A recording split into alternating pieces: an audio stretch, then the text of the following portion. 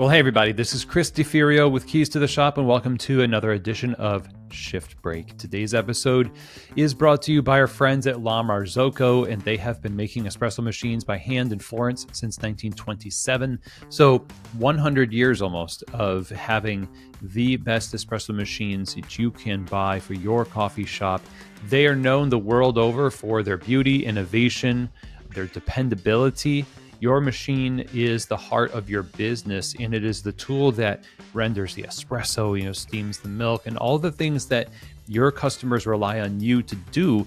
You need to rely on that company that you purchased the espresso machine from to have done that work beforehand, before the purchase, to make sure the components are going to work, that it's going to be ergonomic, that it's going to be built for the end user.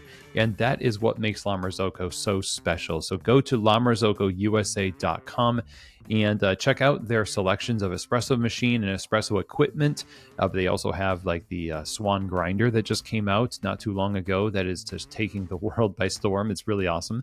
Or better yet, go to email their sales team, info@lamarzocco.usa.com. Now, today's episode is also brought to you by our friends at rattleware.com. So small wares need to be functional. They need to just work. You can't have, there's too many things to worry about when it comes to coffee shops, and small wares should not be a big deal for you. And that's what Rattleware is all about. They want you to be able to just not have to think about this stuff and just use it. And that's why I love them. They've been doing this for quite a long time now. So if you go to rattleware.com, you're going to see all of the selections. It's pretty expansive for small wares that you can use in your coffee shop to make things stable, to work well, and to provide your customers with a consistent service, relying on the little things to make a big impact. So check them out again, rattleware.com. Now, today, I wanted to talk to you about quality. A persistent thing in coffee these days is a myth that coffee quality has somehow peaked, in a sense. Like, I've seen many posts come up where people are saying, you know what? Everybody's got quality coffee, so you need to differentiate yourself with something else. And to a degree, they're right. And even I have said quality coffee is something that is available to everybody.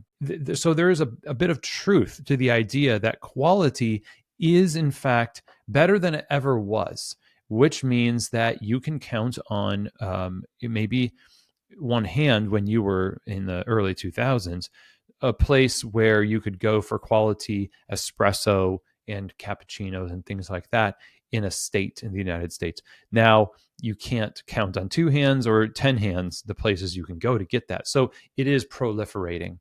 However, with the expansion of different large-scale model cafes, there is a certain level of quality that we have, I think, let go of. The consistency of quality is going down. We are losing people in the coffee shop because of this inconsistency. And a lot of it is born from an assumption that we have quality coffee and therefore the coffee we make is quality. But that's not always the case. In fact, I regularly will get an espresso in a coffee shop that is a regular coffee shop. It is a walk-in brick and mortar shop with a beautiful espresso machine and people who are hired and trained to use that espresso machine to make that beverage. It's not an expansive menu. It's not like it's a surprise that espresso is the core of our beverage menu, but you wouldn't be shocked, I guess, to know that espresso is usually not that great when it's served in a coffee shop, because what we're doing is it's a production bar. So what we're doing is we're assuming that, well, we buy really great coffee, we roast really great coffee. Let's say you do, and you probably do. But when it gets onto the bar, we don't actually execute the quality. We don't know that we're making quality beverages most of the time. We just assume we are. And it's because of the fact that our coffee industry now, it relies on such large quantities of milk and sugar and signature items that sort of meld and mix and blend, which, nothing wrong with these things per se, but it gives us the impression that because people are buying these things all the time, that we don't really have any work to do when it comes to quality. But differentiation in your shop will come from, if you've been open for a little bit now, a lot of progress in a lot of different areas. The core area, one of the core areas, is your quality. Is the shot of espresso that you put into every drink throughout today, even as you're listening to this, a good or great shot of espresso? Is the milk really good? Is it great milk? And the answer is usually it's serviceable. In fact, some of the most celebrated innovations, quote unquote, innovations we have today in coffee come in the form of lowered expectations. We're going to batch our espresso. We're just going to save old shots. We're going to, make all sorts of innovations to sort of make consistent, but it's passable. And for us today, it seems like passable is the goal, which whatever happened to the idea of high quality coffee? One of the things we did wrong in the early 2000s was we forced this idea on people as customers that they had to get it. It's not up to them to get it. It's for us to get it, to know and to obsess and to really dial in that stuff. We don't need their validation. They don't need to know every detail about this stuff. All they need to do is buy it and enjoy it. And if they ask why it's different here, why is this coffee shop always producing very, very good coffee drinks?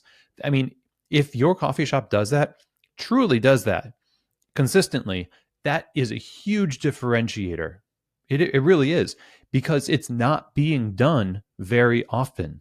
That's a huge goal I think we should have. It's almost like a blue ocean where there's not a lot of competitors out there, because most of your competitors are actually trying to compete in the realm of differentiation in mediocrity and razzle dazzle and smoke and mirrors and that kind of stuff.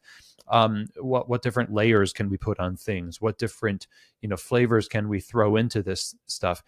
And again, it gives us this false sense of what quality is, and we're putting out there. So I think one thing that we need to do is understand, first of all, that we do have a lot of work to do when it comes to quality. And it should be something we constantly are doing. Okay, so I'm going to go through here to wrap up our shift break and not make it a full episode.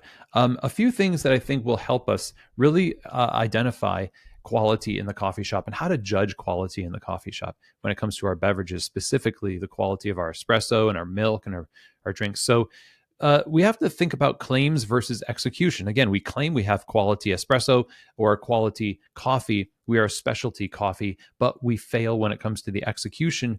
And we haven't really done the due diligence or have a system in place to actually know whether or not we're producing great drinks. When was the last time you audited the quality of your coffee across all the different cafes you have, all the baristas, all of the menu items? If you haven't done that, you are probably missing something, and that should legitimately worry you. And I don't like to promote worry, but it should motivate you to go out and know.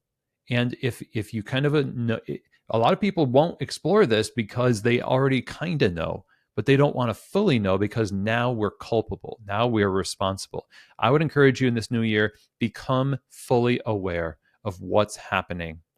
I'm hired often by companies to come in and do that very thing. As an outside perspective, I don't have the kind of blinders on often in the bubble that the owners or operators of these cafes have. And so we can take a very sober-minded outside perspective look at what's happening and say, this is a huge issue. Oh, I kind of suspected it was, but what holds us back from actually doing something about it? Often it's ourselves. So always focus on quality is a mantra that you should have in mind. And the assumption that we've achieved it is the most insidious thing. We need to maintain excellence, because if you're not building and maintaining excellence, then it's going down. Entropy. It's just like it will erode over time. So we need to be fortifying it and building it over time. Now, I want you to think about one thing here as we wrap up. One thing, and it is this: there are certain things we will never graduate from. And for me, those things are quality and hospitality. If you think about the fact that quality of the beverage, the fact that we want a tasty beverage and it's a daily kind of thing for a lot of people, how could this not be the core of our business? Two, hospitality, the way in which we provide it, the way we treat each other and treat people, and the experience. Of course, that's always going to be something you focus on. It's not a set it and forget it thing. And so think about your quality as the lungs of your business. You breathe. Unconsciously, we breathe. Air goes in and out, in and out. And when we do that, we fuel our brain activity and we are able to function in this world. We need to breathe, but we also need to have our heartbeat. Our heartbeat is hospitality. So the lungs of your business is the quality. It is the thing that you need to constantly take in, take out. People come into your coffee shop, they get quality, they go out, in and out. That happens every day. That's the lungs of your business.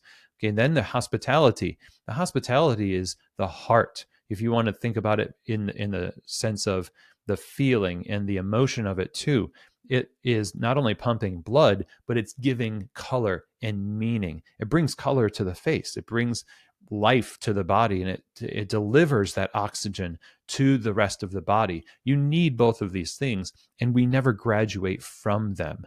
Those are always and forever functions. And we don't think about blood flow. We don't think about breathing until it's hard to do one of the two. But those are things that are, but those two are automatic, operating in the background. And oftentimes we do things, and we always want to make sure that we are, living a lifestyle as a business to make the heart and the lungs healthy. And therefore, it's always something we focus on. So the way we judge quality in the business has to not just be based on the potential of a thing, but on the consistent execution and the experience received by those that the effort is intended to benefit. That could be the customers, it could be the staff, but if you don't have an eye on that end result and you're just kind of fooling yourself, making promises on the potential of the things that you purchase in, but not what you do with the thing, then your business is probably going to be on a downward trajectory. You're not going to realize it. And that's why we end up focusing on all of these innovations and all of these sort of distractions and other things that are really supplementing what should be the core thing, which are really supplementing the lack of the basics, the quality and the hospitality consistently executed across all operating hours and all staff in the cafe for all customers. So I just wanted to mention this in our shift break. I hope it was helpful to you. And I know there are plenty of you out there who maybe have thought, hey, I would like to reach out to Keys to the Shop and just say hi to Chris or, mention something. Life is busy. I get it. I would encourage you, just even if it's a short message and you wanted to reach out, go ahead and email chris@keystotheshop.com. And also, I work one-on-one with owners and operators of coffee shops to improve the condition of your quality, your hospitality and culture, and also your operations. And so if you want to learn what that looks like to work one-on-one with me, then go ahead and email chris@keystotheshop.com. And don't forget, by the way, key holder coaching groups are going to be starting up in March or early April this year. If you've been thinking about joining our key holder coaching groups, which is a powerful mastermind style peer-to-peer coaching group that I host, and it's a curated group. We have applications. People are selected to be in this 6 to 7 member a group of experienced coffee shop owners, all gathering over 6 months to really help each other succeed, address issues that come up in the cafe, give encouragement, give direction and guidance and insights. It's just awesome. So if you're interested in applying to the key holder coaching groups in this spring cohort, go ahead and email chris@keystotheshop.com. Or if you're on Instagram, just go ahead and send a DM to me on the Instagram account @keys to the shop. So thanks, everybody. I really appreciate you. And of course, I will see you here next week on another edition of Shift Break, from keys to the shop.